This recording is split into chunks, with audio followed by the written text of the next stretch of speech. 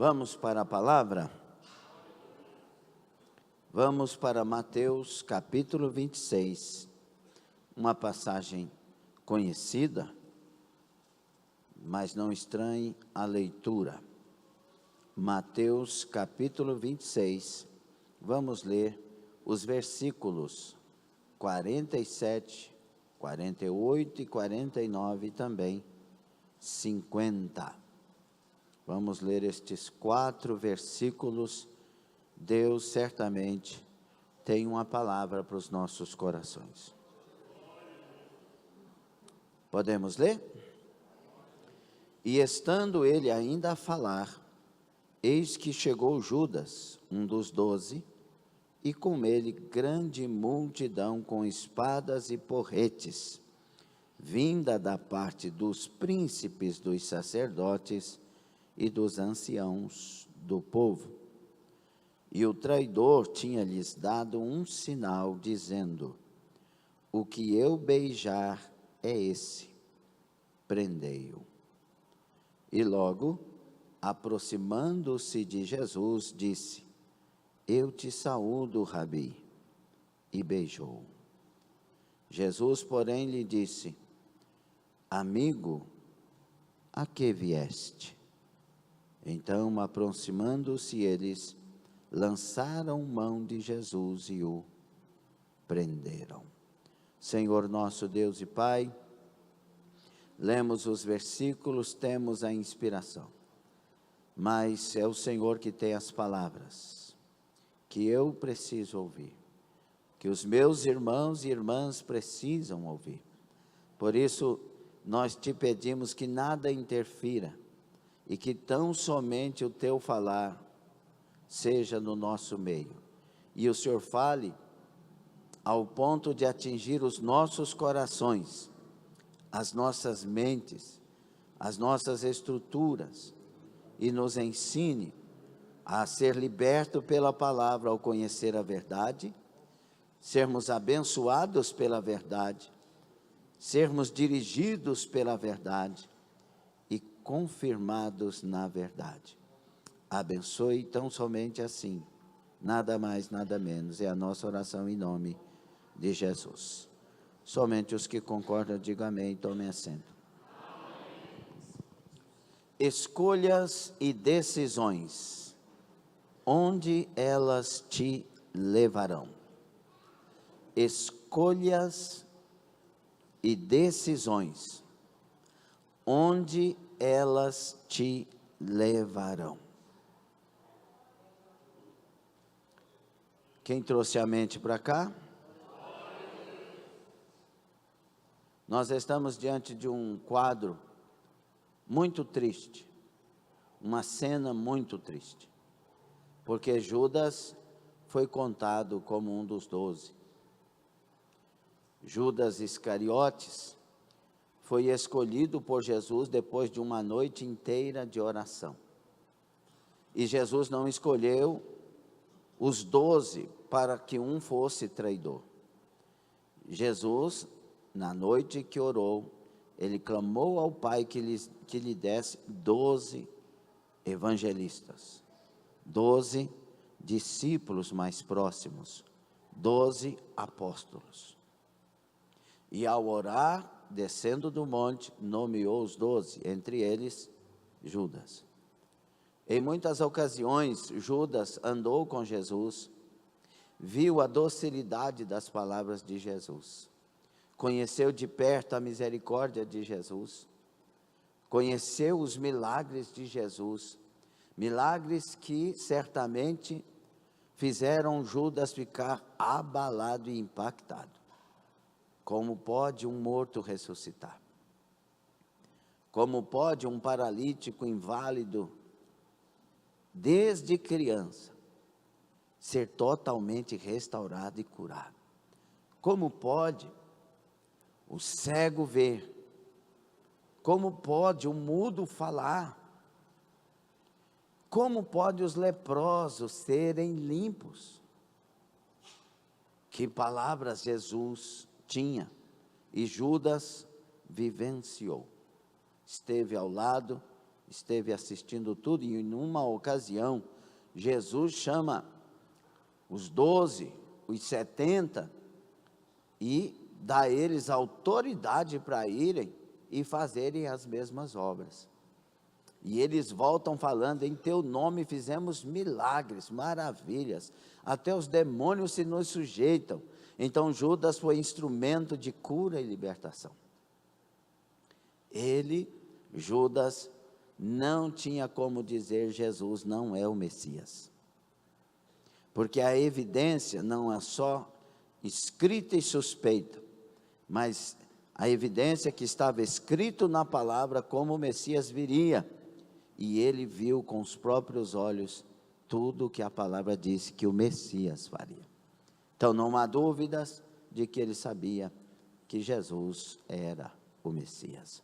Mas, a despeito de tudo isso, Judas toma escolhas e decisões absurdas para esse Judas que viu todas essas coisas. Judas decide, tendo sido tesoureiro, ele decide tirar dinheiro da bolsa, diante daquele que ele sabe que revela tudo.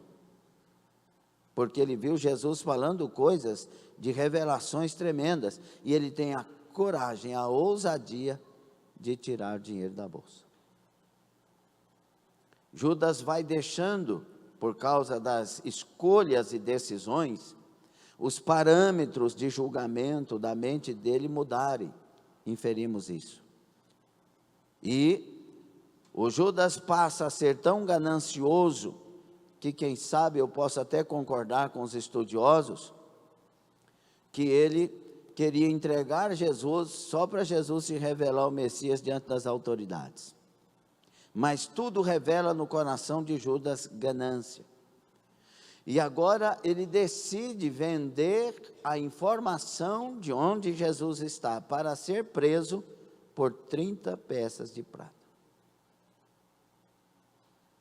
Era o preço de Jesus para Judas. E o sinal dele é: vamos ao Getsemane, e aquele que eu beijar, esse é o sinal de que é o Jesus Cristo que vocês procuram. Como que alguém pode chegar a isso? Como que alguém pode fazer algo como o que Judas fez? Ele chega diante dos discípulos e diante de Jesus, e Jesus já sabia que ele estava chegando para isso. Judas beija o rosto de Jesus, dando o sinal. E Jesus pergunta: Judas, você veio para fazer o quê?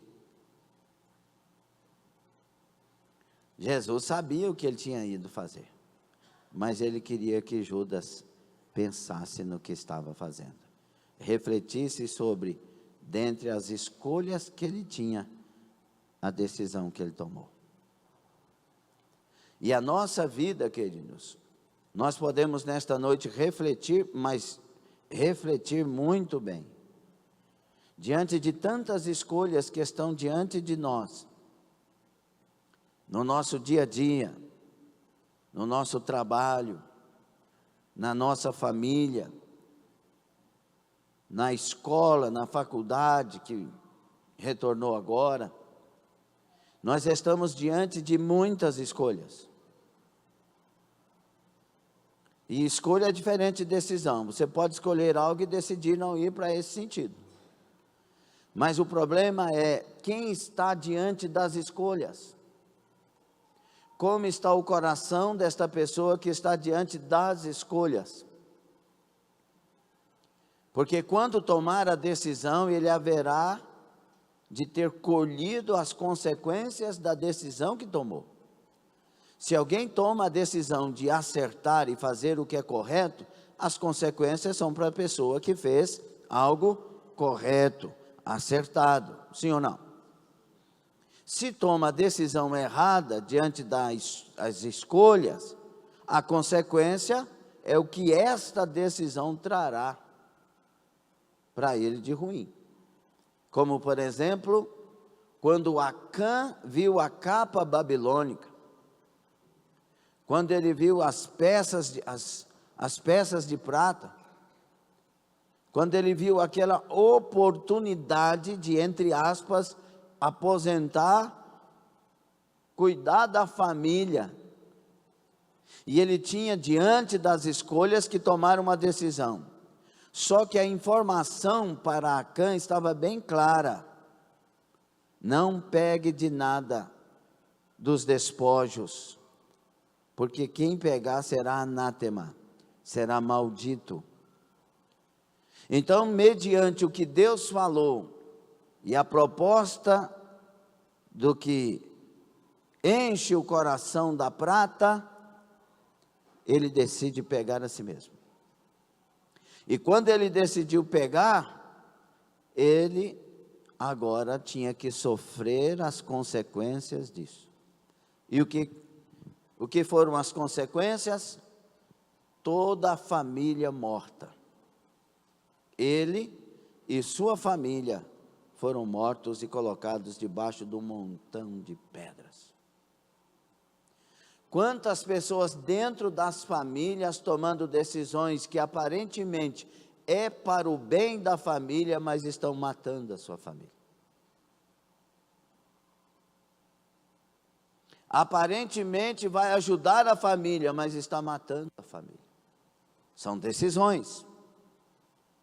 Muitas pessoas tomam decisões precipitadas, quando a palavra de Deus diz que o jugo desigual Deus não aprova, e elas vão e se envolvem com pessoas que não têm a mesma fé, que não têm o desejo de tomar as mesmas direções, mas a pessoa, por causa da beleza, da atração sexual, a sensualidade do outro ou da outra, se envolve dizendo que vai dar certo a si mesmo. Ou seja, Deus está errado, eu sei o que eu quero para a minha vida. Só que após isso, vêm as consequências.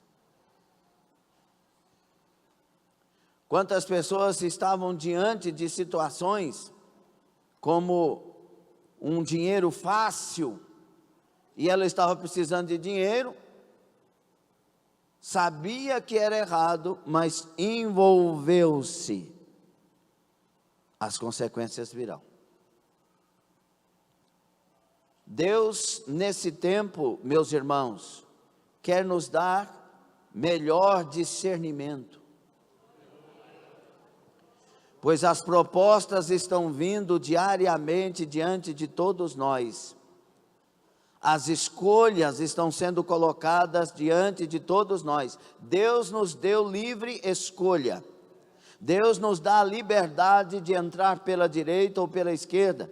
Deus nos dá a liberdade de escolher a bênção ou a maldição. Deus está dando a liberdade para escolhermos a vida ou a morte, o caminho estreito ou o caminho largo, o Deus Senhor de toda a terra ou os deuses deste século. As escolhas estão aí, mas você tem que tomar uma decisão.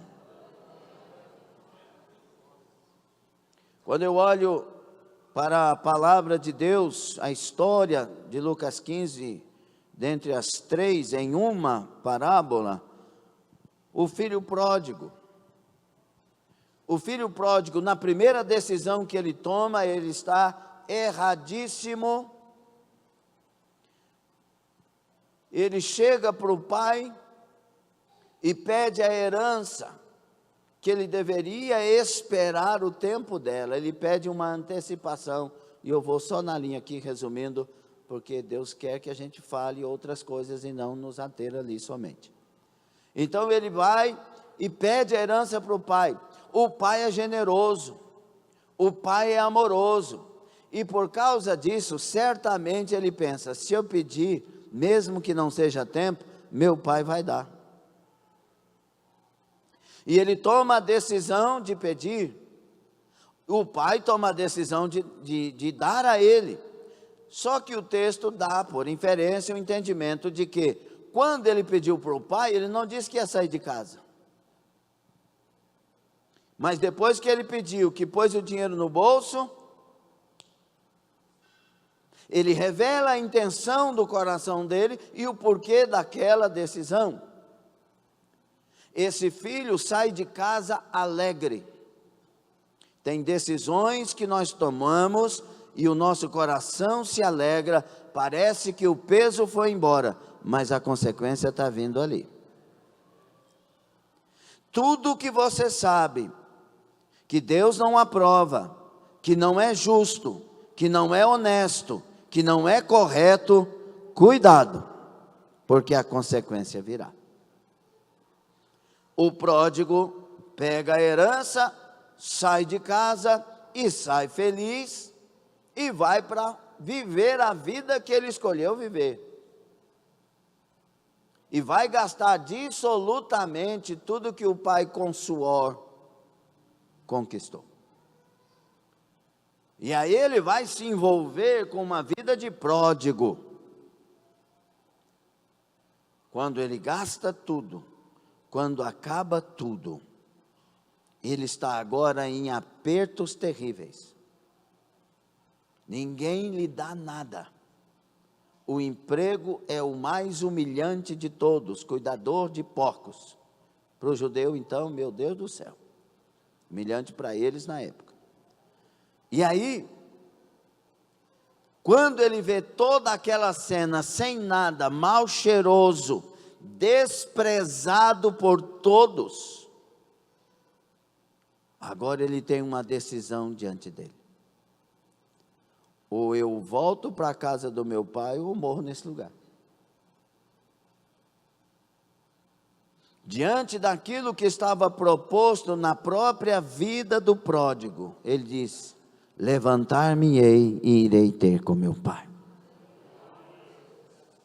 Levantar era uma escolha, ir ter com o pai também era uma escolha. Ele podia decidir dizendo: mas se o meu pai me amasse, ele viria me buscar. Por que o meu pai me esqueceu? Não, ele sabia do seu grave erro, da sua grave falha. A consequência da decisão errada foi cuidar de porcos e ninguém lhe dá nada. Mas agora ele pode tomar uma nova decisão. E a consequência da nova decisão pode mudar a história dele. Escolhas e decisões, onde elas têm levado você? O lugar que nós chegamos, exatamente aqui, bate os pés aí 2 vezes. Diga: estou aqui. Esse lugar que nós chegamos, e eu digo lugar, quantos anos você tem? Vou contar até 3, você fala quantos anos, amém? 1, 2, 3, 59. Então você chegou aí nessa idade. Esse é o lugar que você está. E tudo o que aconteceu na sua história, o diabo não tem culpa. As pessoas não têm culpa. O pai não tem culpa, a mãe não tem culpa. Você é o culpado dessa consequência. Só 2 aqui que falou que é verdade. Mas de todo jeito é. Você é culpado. Um exemplo que eu já dei em outra ocasião. 2 filhos. O pai brigava com a mãe, bêbado, cachaceiro, um lar desestruturado, terrível. O pai sai de casa e acontece tanta coisa ruim. De repente, um se torna doutor, médico em especialização tal, e o outro se torna um bêbado, um pedinte, uma pessoa de situação de rua. Aí chega para o da situação de rua e diz: por que você chegou nesse lugar? Porque meu pai era cachaceiro, beberrão, farrista, brigava com a minha mãe, os 2 não se davam, meu lar não prestava, e eu disse assim: a minha vida também não presta. Chegou para o médico formado, especialista em área tal. Como que o senhor chegou a ser um médico? Ele disse: meu pai era cachaceiro, beberrão, mexia com as coisas erradas, minha mãe brigava, meu lar não valia nada. E eu disse: eu não quero isso para a minha vida. Você é a consequência das suas escolhas e decisões. Nós estudamos e nós vemos documentários e noticiários e etc. E você certamente já ouviu falar daquele gari lá de Brasília, aleluia, que não tinha condição jamais de fazer uma faculdade. Ele envolveu, ele lutou, ele batalhou, ele está formado. E você certamente sabe de pessoas que têm recursos financeiros, condições para fazer uma faculdade, até lá nos Estados Unidos, Harvard, quem sabe, mas não querem, não vão e não fazem. A vida não é uma proposta se tem ou não dinheiro, a vida é uma proposta se tem ou não alguém que decide a coisa certa. E a vida não está dizendo para nós: chore os seus erros. Nesta noite, a vida está dizendo para nós: a partir de agora, tome decisões acertadas. A partir de agora, entenda que cada decisão que você tomar, a consequência virá e a culpa será sua. Se é uma consequência maravilhosa, a culpa é sua, porque você creu em Deus e você trabalhou e Deus te abençoou. Mas se a decisão for errada e a consequência for errada, você vai saber que você também é culpado disso. Nós estamos vivendo num tempo de uma geração casquinha de ovo. Não pode chamar atenção, não pode passar esse limite. Ah, comigo é assim. Ah, mas você tem que me aceitar. Ah, mas não sei o quê. Mas isso aí é para si. Quando ele tem que aceitar os outros, não. É uma geração mimimi, que reclama da vida. É uma geração que os empresários sabem que os funcionários não valorizam o emprego que tem, não veste a camisa da empresa, não luta pela empresa. Verdade, sim ou não? É uma geração que a sociedade me deve. É uma geração que pega um emprego numa empresa e trabalha 6 meses para sair com seguro-desemprego. É uma geração malandra. É uma geração de roubadores, de ladrões. É uma geração de pessoas de não me toque e que querem que o mundo sirva a eles. A nossa geração está partindo. A nossa geração está morrendo. Nós vamos sair daqui. A nossa geração, e eu digo nossa sem orgulho, sem vaidade, sem arrogância, sem prepotência, a nossa geração é daqueles que vão trabalhar sem ganhar nada, só para aprender a trabalhar. O primeiro emprego que eu tive foi na renovadora de pneus Caçula. Minha mãe foi lá e pediu ao seu Edgar Mariano: meu filho precisa trabalhar, ele nunca trabalhou, se o senhor deixar ele trabalhar aqui, o senhor não precisa pagar ele. Você vai? Vou, quero aprender. Entrei na renovadora de pneus Caçula, comecei a trabalhar. O primeiro mês eu dediquei tanto que o senhor Edgar Mariano me pagou metade de um salário. Falou: não, você trabalhou muito bem, você merece. E daqui um pouco estava me dando salário. E eu continuei trabalhando. Daqui um pouco o Bradesco foi atrás e eu comecei a trabalhar no Bradesco. A geração que, isso não é para contar e bater papo, não, irmão, isso é coisa normal de quem quer trabalhar. Não é para ir para o jornal, isso não. É para a gente entender que a geração minha é tudo desse jeito, a maioria é desse jeito. Trabalha, suor, deixa que eu resolvo, eu vou atrás. Não, deixa comigo, é comigo, vou lá. A minha geração era a geração que trabalhava nos botecos até 2, 3 horas da manhã. Levava o salgado que sobrou do boteco para a família comer, que não tinha muito. E quando chegava o salário para o bolso, a gente punha tudo nas mãos da minha mãe, para sustentar a casa, para mostrar que tem caráter. E a gente se sentia orgulhoso no bom sentido. trabalhei, hoje nós estamos comendo, a compra foi por minha conta. A geração de hoje não tem isso. Por que que a geração de hoje é tão fraca? Uma das coisas, decisões erradas na educação que os pais lhes deram. Não, meu filho não vai sofrer o que eu sofri. Não, no meu filho ninguém toca. Você vai nas escolas, e aqui temos pedagogas e diretoras e um punhado de pessoas que trabalham no município, nas escolas e etc. Você vai na escola, vocês que trabalham com academia, etc. Você vai na escola, quando tem reunião de pais, é uma reunião de soberbos. Que Deus me perdoe. Ó, o meu filho, você conhece o meu filho? Pergunte para as professoras. Eu tiro ele dessa escola. Aí a geração. A minha geração diz: meu filho, você tem que obedecer o professor e a professora. Você está aqui para obedecer. Você está aqui para aprender. Ah, mas o senhor está pagando. Estou pagando para você aprender. Não estou pagando para você ser rebelde. Respeita a sua professora. Respeita o seu professor. É a geração que ensinava não ir lá e dar um murro no outro que deu um murro, não. Ensinava a dizer assim: olha, cuidado, aquela pessoa lá tem problema, ame, perdoe. Geração que tem força, que tem graça, é a geração que sabe perdoar, que sabe respeitar os outros, que sabe calar a boca quando os adultos estão falando. Mas os pais quiseram tanto defender os seus filhos, que a consequência é uma geração fraca que não sabe o que quer da vida. Escolhas e decisões, onde elas estão te levando?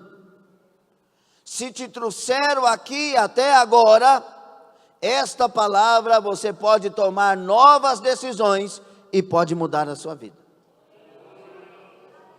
Olhe para a sua família, olhe para a sua empresa, olhe para a sua profissão, olhe para os seus negócios, olhe para a sociedade que você vive e as sociedades que você passa por elas. Olhe para a sua fé em Deus, olhe para como você está servindo a Deus. Como disse aqui a irmã Thalita Lorena, se nós estamos servindo a Deus de verdade, porque quem serve a Deus de verdade, a irmã Carla falou um pouco sobre isso de manhã, quem serve a Deus de verdade tem vida consagrada a Deus. Quem serve a Deus de verdade é uma vida de oração, é uma vida de jejum, é uma vida de consagração, é uma vida de frequência na casa de Deus, porque o prazer é estar na casa de Deus, não é uma coisa de julgo de homem. O homem fica mandando a gente ir no culto, isso é para quem está desviado. Quem realmente tem Deus, tem prazer de estar na casa de Deus, tem prazer de adorar a Deus, independente do que seja a igreja dele ou dela. Se a pessoa tem Deus, é prazer estar na casa.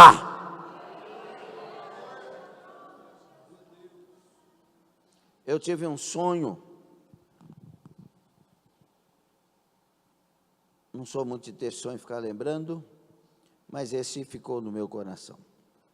Anteontem, alguma coisa assim. Como é que eu sonhei, né? Aí eu cheguei para uma pessoa que para mim era muito importante. Essa pessoa já partiu para a eternidade. E essa pessoa servia guias, o mundo mal da bruxaria, das coisas erradas. E eu cheguei para essa pessoa no sonho e disse: nós temos religiões diferentes. Nós temos igrejas diferentes. Mas preste atenção. O que salva não é a igreja. Quem salva é uma pessoa. Quem salva é Jesus Cristo. Igaraçúria. A igreja de hoje pensa que o que salva é a igreja. Não, quem salva é Jesus. Por isso que tem muita gente que vem na igreja um pouquinho só, porque o resto é pesado vir. É muita coisa. E outros vêm e queriam que tivesse culto todos os dias. Porque quem encontrou com a religião, encontrou com as coisas da religião. Mas quem encontrou com Jesus Cristo, encontrou com a razão de viver, encontrou com o sentido da vida, encontrou com a resposta que a sua alma indagava e buscava, encontrou vida em abundância. O pródigo está no meio do lugar de cuidar de porcos. A Bíblia não diz que ele estava num chiqueiro, e naquela época não tinha assim chiqueiro, era mais solto, mas tinha um lugar onde ficavam os porcos. E ele não comia lavagem que dava para os porcos. A Bíblia diz que ele desejava comer o que se dava aos porcos, mas ninguém lhe dava nada. E não era lavagem, eram alfarrobas, alguma espécie de uma bolota de alguma coisa. Quem já viu lobeira? Minha geração. Mais ou menos aquilo, só que era uma alfarroba. E alimentava tanto porcos quanto pessoas pobres, que não tinham condição financeira. E ele desejava, mas ninguém lhe dava nada. De repente, ele, diante de tudo que viu, ele disse: vou voltar para a casa do meu pai.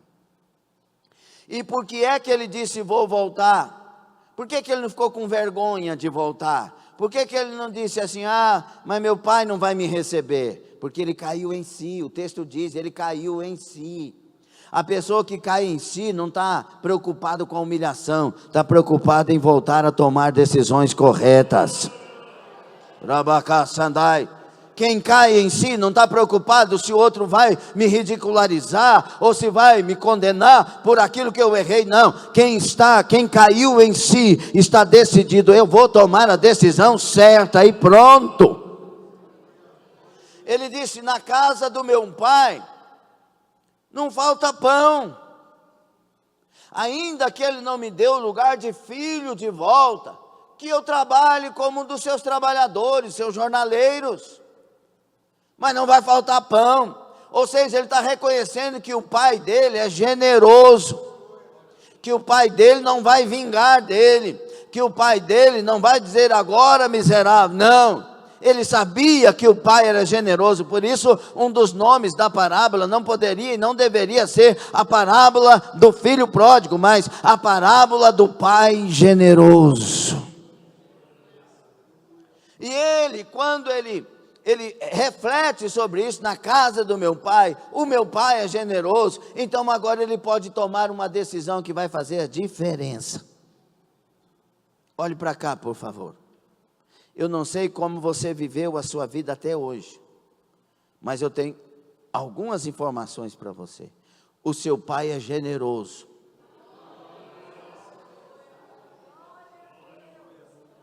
O seu pai não vai lançar na sua face as coisas erradas que você fez, se você se arrepender delas. O pai não fez isso com o pródigo, porque o pródigo, voltando, já estava confessando.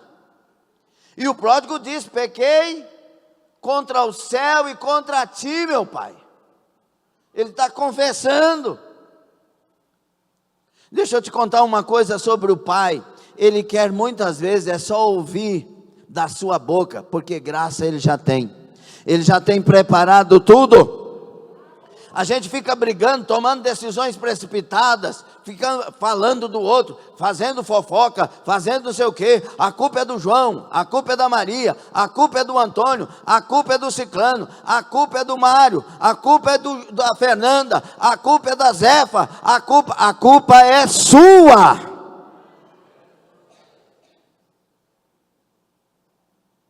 Eu creio, e o creio meu é um creio de 100%, que a vida é uma oportunidade para todos nós. Diga: a vida, só repita se você crê nisso.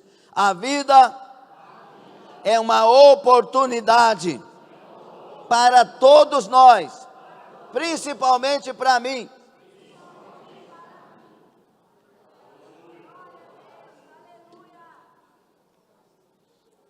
Então não é para reclamar da vida, não é para apontar outros. Pastor, mas eu fui avalista de um empréstimo, E a pessoa não pagou o empréstimo, pastor, por isso eu quebrei. Culpa sua, para que você foi assinar uma avalista? Agora vai pôr a culpa em quem? Em Deus? Nas pessoas? A própria Bíblia diz para não fazer isso. Mas a gente é amoroso demais, caridoso demais, e acaba destruindo a nossa vida.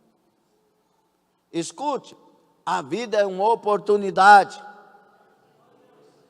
Escuta, a vida é uma oportunidade. Conversa nessa hora, não tem problema não. A vida é uma oportunidade. Essa mensagem aqui é uma oportunidade para mim e para você. Aquela pessoa que te fez mal, te deu oportunidade para você também não fazer mal. Te deu oportunidade para você encarar isso e tomar uma decisão maior.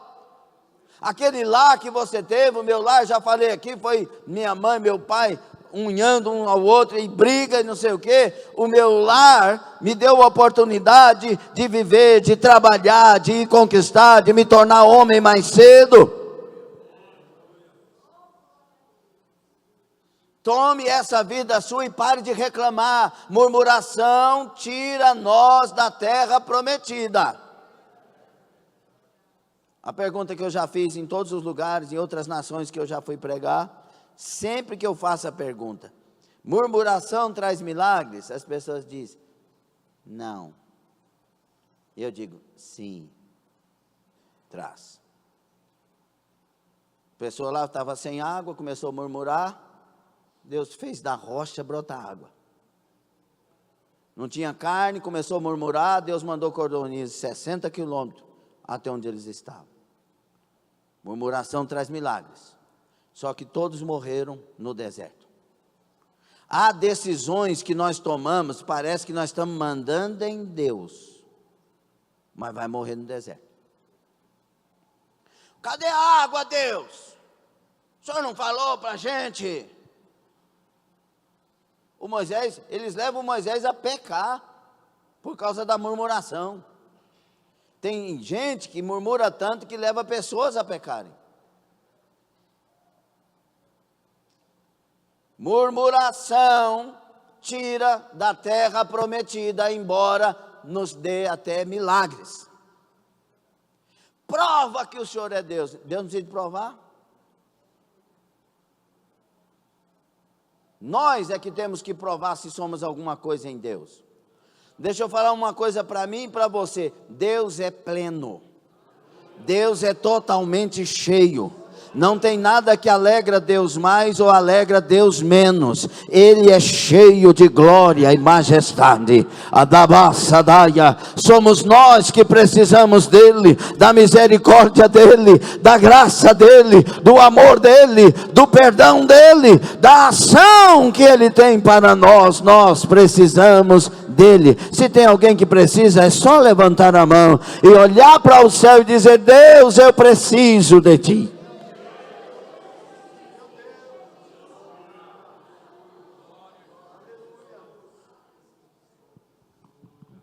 O Judas fez tudinho conforme decidiu fazer. E ele fez isso, irmãos, quando ele vendeu a informação após a Santa Ceia. E quem serviu Judas? As mãos de Jesus. Tem gente que fala que Santa Ceia liberta. Será? E eu digo que Santa Ceia dá vida e dá morte, dá saúde e dá enfermidade, fortalece e enfraquece. O texto de Paulo, 1 aos Coríntios 11, 23 a seguir, diz que muitos que tomam, que participam da Santa Ceia, sem discernir o corpo, estão fracos, doentes e mortos. Então não é a Santa Ceia, é quem está ali. É aquele que obedece o ritual determinado por Jesus Cristo. Quem é que está aí? A que vieste? Talvez a pergunta de Jesus nesta noite, a respeito do cristianismo, a respeito da nossa confissão a Deus, seja: vocês vieram para quê? Para daqui a pouco me deixarem? Para daqui a pouco falar mal uns dos outros, fofocar, esquecer de tudo que eu fiz? Ou vocês vieram e ingressaram como meus discípulos, amando a mim sobre todas as coisas, aborrecendo a própria vida, aborrecendo pai, mãe, irmã, irmão, fazenda, tesouros, aborrecendo porque me amam acima de todas as coisas? Vocês fizeram a conta? Dá para construir a torre? Vocês fizeram a conta? Dá para ir para a guerra? Lucas 14. Porque se vocês fizerem e decidiram, venham, eu tenho algo novo para vocês. A que vieram? Talvez a pergunta para esse culto nessa noite: a que vieste?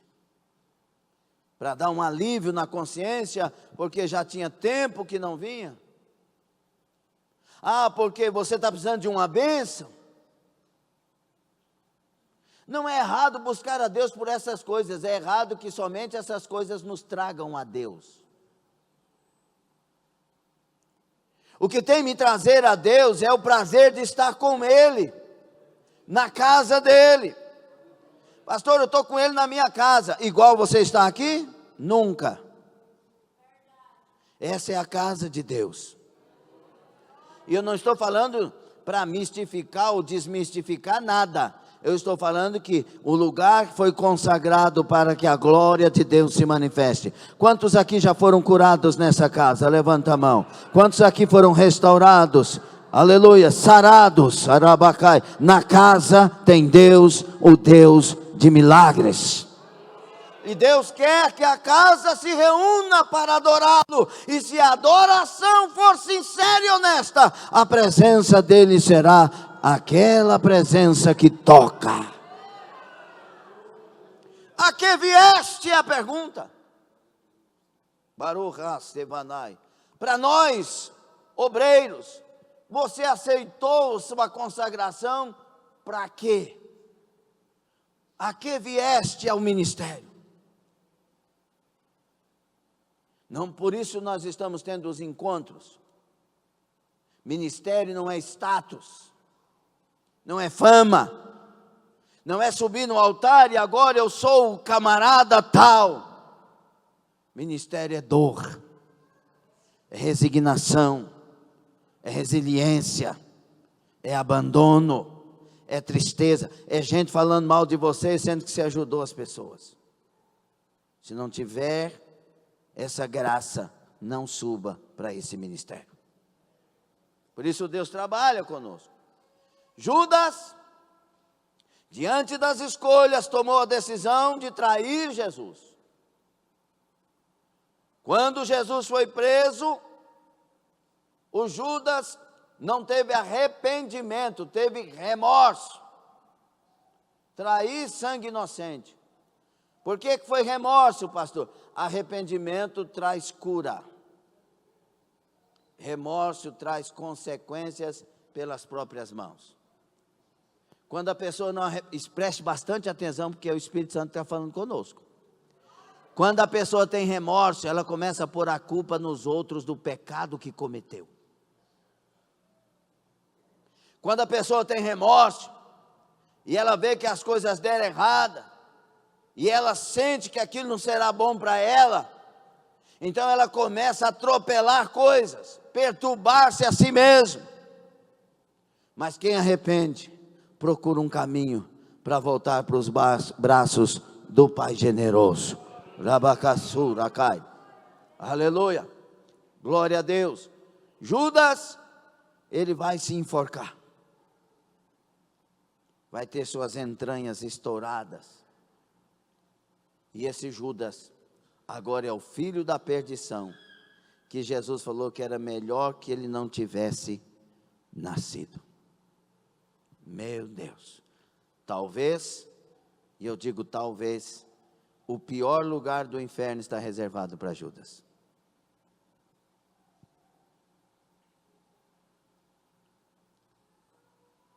O pródigo disse: vou voltar.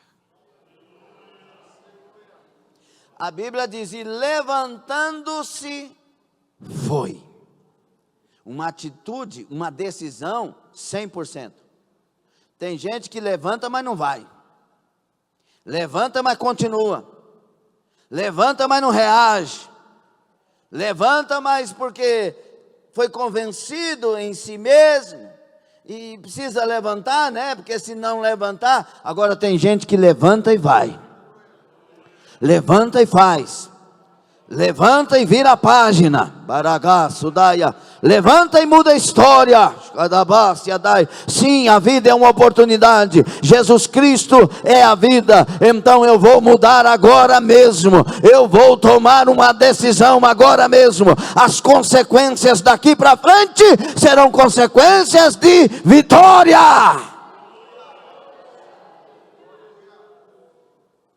Fique sobre os pés.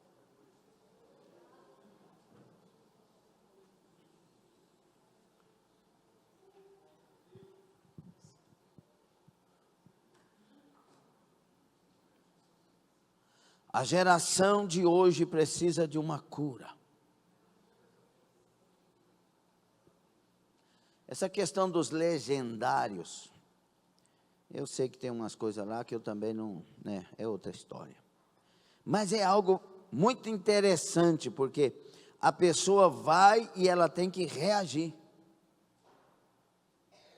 Ela tem que se esforçar, exercitar, vencer a si mesmo, alimentação regrada,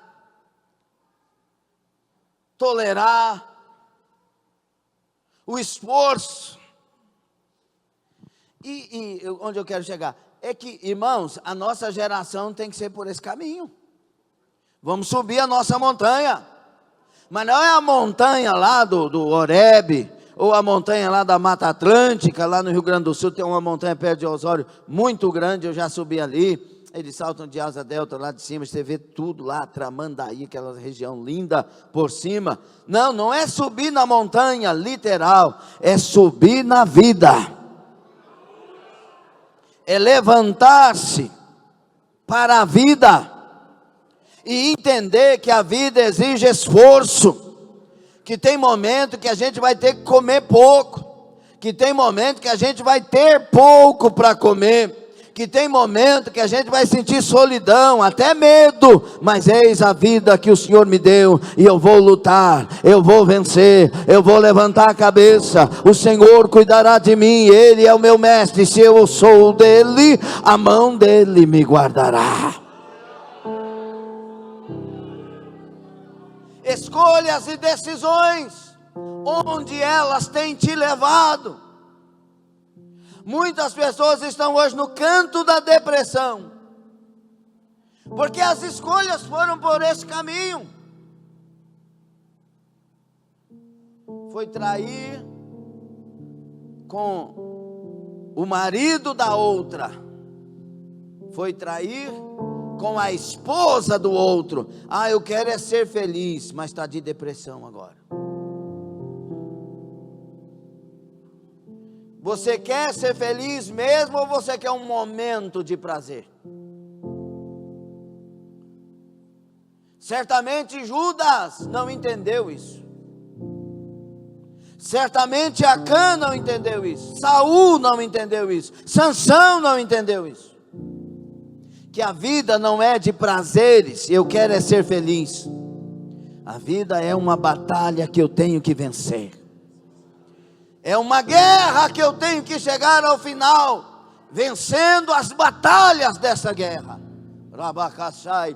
Por isso Paulo disse: irmãos, fortalecei-vos no Senhor e na força do seu poder, tomai sobre vós toda a armadura de Deus, para que vocês possam resistir no dia mau e permanecer inabaláveis. Porque toda a armadura de Deus, porque há uma guerra, há uma batalha, os demônios se levantaram com hostes, não é?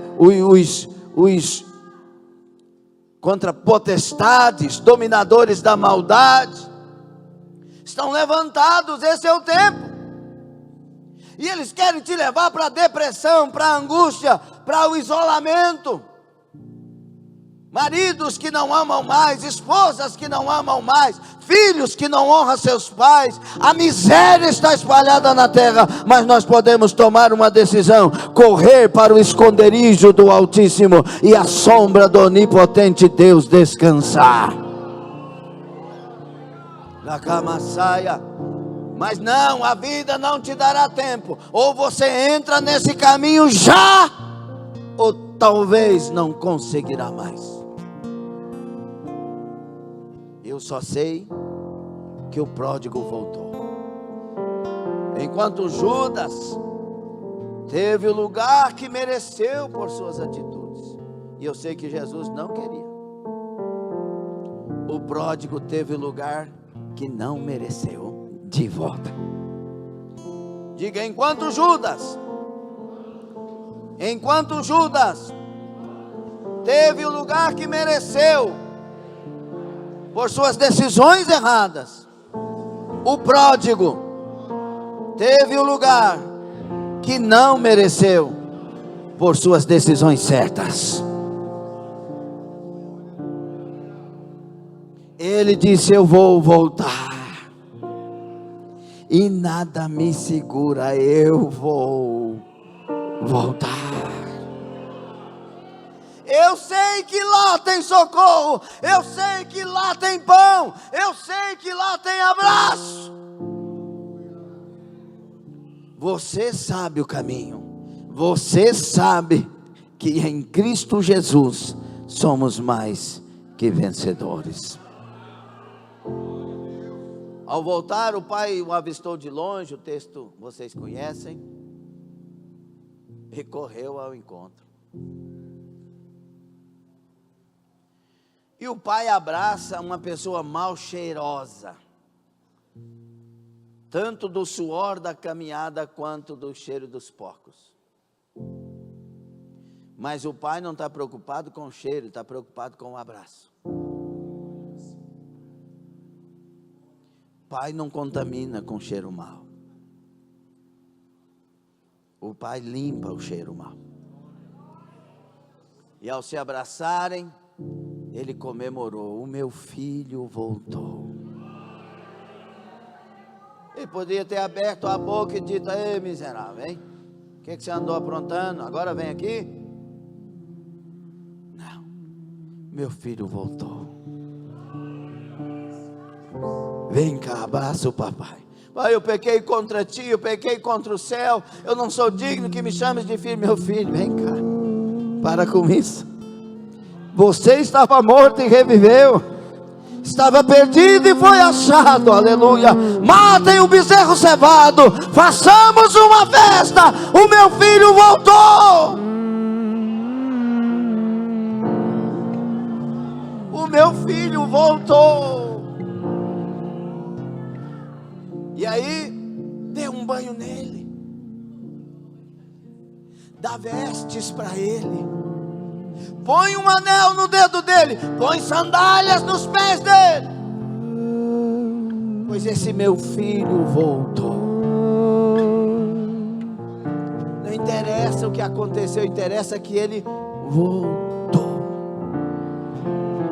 Talvez nesta noite eu esteja ministrando, e muito provavelmente ministrando para pessoas que andaram tomando decisões erradas,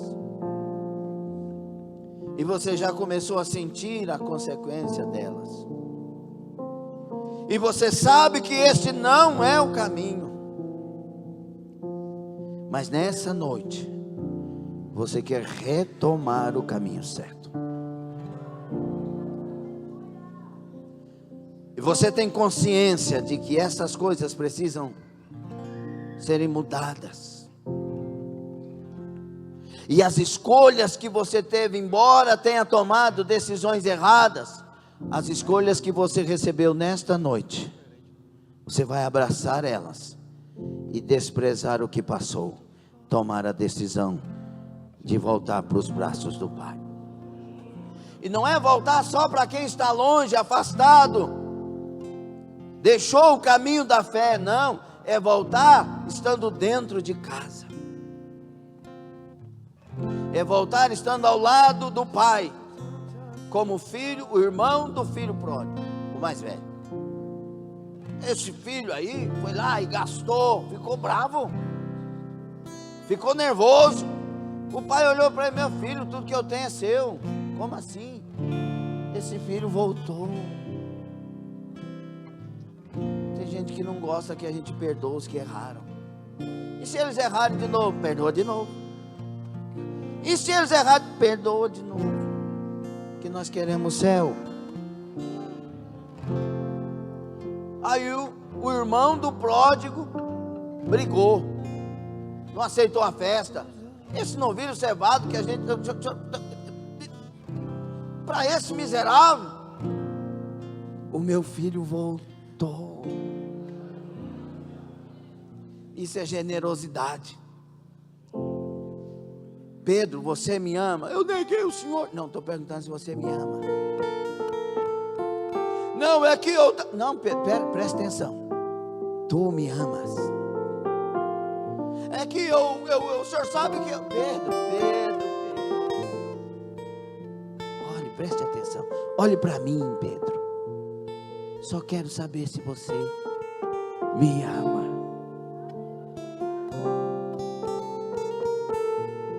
Tu sabes que eu te amo. Então vai, apacenta as minhas ovelhas. É só isso que Jesus quer. E eu quero chamar aqui à frente pessoas que querem retomar o caminho. Você que quer retomar o caminho, pessoa que está afastada ou não, pessoa que está dentro da igreja, mas sabe que andou tomando decisões que não deveriam terem sido tomadas, e você nesta noite quer recobrar os seus pés no caminho certo, e precisa da graça de Deus, e vai orar para que Deus lhe dirija, e vai clamar para que Deus lhe dê uma nova posição. Sai do seu lugar e venha para nós orarmos. Venha, mas venha com consciência. Venha com consciência.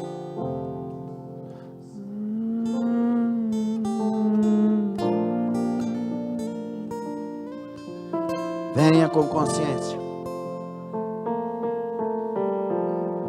Eu tomei a decisão, pastor. Eu não quero me casar. Essa decisão não é sua. Essa decisão é de Deus. Eu tomei uma decisão, nunca mais eu vou. Pare com isso. Se você é de Deus, quem decide é Deus. É um punhado de gente que tem que vir aqui. Vocês não vão vir não? Eu vou orar só para isso aqui, e Deus vai mudar a história de cada um. Retomar a sua vida na direção da palavra. Não está tendo mais vida de oração, não está tendo mais vida de jejum, não sabe a última vez que jejuou. Aqueles envolvimentos com aquelas coisas. Sai do seu lugar, se você quer.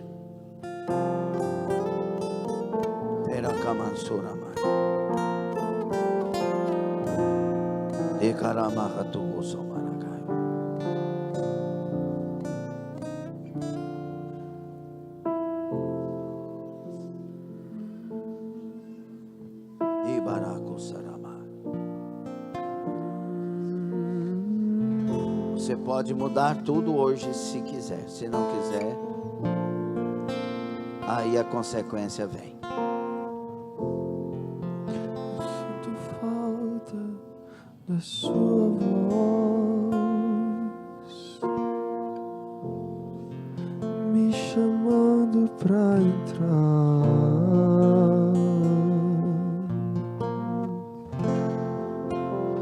Eu sinto tanta saudade de caminhar contigo, saudades do meu amigo, saudades do meu pai.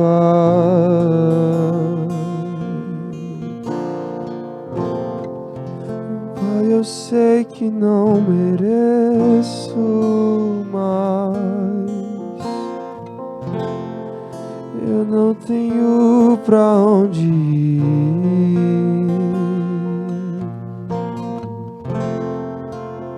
Eu sinto tanta saudade de conversar contigo. Saudades do meu amigo, saudades do meu pai,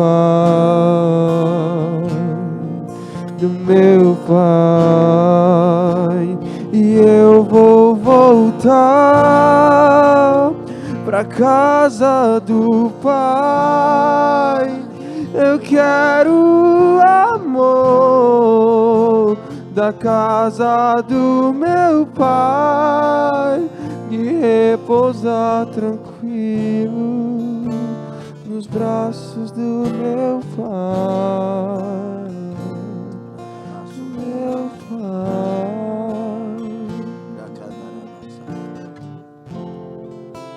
Temos pessoas aqui que não são completas para Deus e estão nos bancos. Você sabe que perdeu o prazer de estar na casa de Deus. Você vem mais pelo conhecimento do que pelo sentimento. Temos pessoas aqui, não sabe o que é a última vez que dizimou, que ofertou. Não é completo para Deus. Tem pessoas aqui que estão com mágoas, ressentimentos, e dizem que não vão perdoar.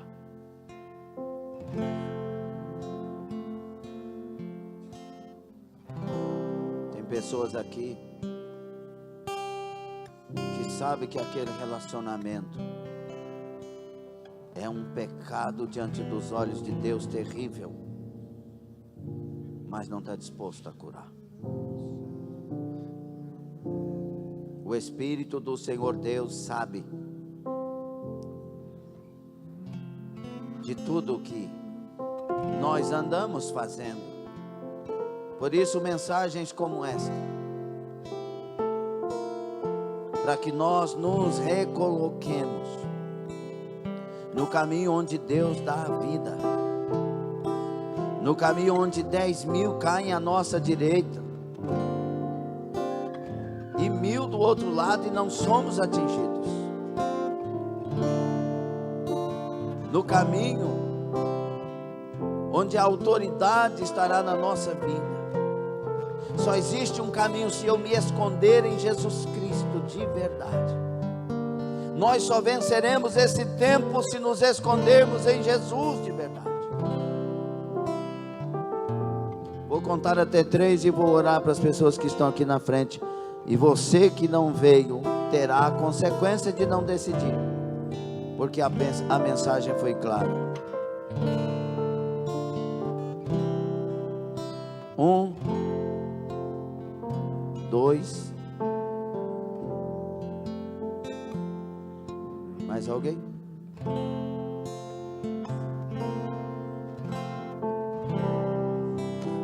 Mais alguém? O Pai nunca esteve contra ninguém. Ele sempre esteve esperando. Ele não vai atrás, mas se voltar, Ele abraça, Ele lava, Ele limpa, Ele cura, Ele restaura e Ele dá a dignidade de filho. Mas Ele tem que estar esperando. Ele não vai atrás. Aleluia. Dessas pessoas que estão aqui à frente, quem está reconciliando ou entregando a vida para Jesus? Por favor, levante a mão. Você fica aqui, minha filhinha, por favor. Mas alguém está reconciliando ou entregando a vida? Você, meu filho, fica aqui. Glória a Deus. Mas alguém está reconciliando, entregando a vida para Jesus? Se tem, dê um sinal, por favor. Glória a Deus. Então vamos orar. Senhor nosso Deus e Pai, eu ministrei a palavra que o Senhor nos inspirou. Foi entregue, fielmente. Tenha misericórdia da minha vida, Senhor, e me ajuda a estar ingressado no centro da tua vontade e querer. Domina-me no teu Espírito. E aquele que está orando, Senhor, seja dominado pelo teu Espírito. Essas pessoas que vieram à frente, as missionárias vão estar orando. Senhor, abençoa. Senhor, começa a quebrar toda e qualquer maldição, todo e qualquer impedimento, todo e qualquer mal, toda e qualquer barreiras. Meu Deus, vai aniquilando na autoridade do nome de Jesus. Vai aniquilando, Senhor, traga o pegar das mãos para uma nova direção, para um novo caminhar. Pai, eu peço a Ti e eu profetizo, porque sinto essa liberdade, que estas pessoas que vieram à frente nunca mais serão as mesmas, por ingressarem no caminho do centro da Tua vontade, e no leito do rio há vida por onde o rio passa. Derrama do Teu Espírito sobre estas pessoas, derrama da graça,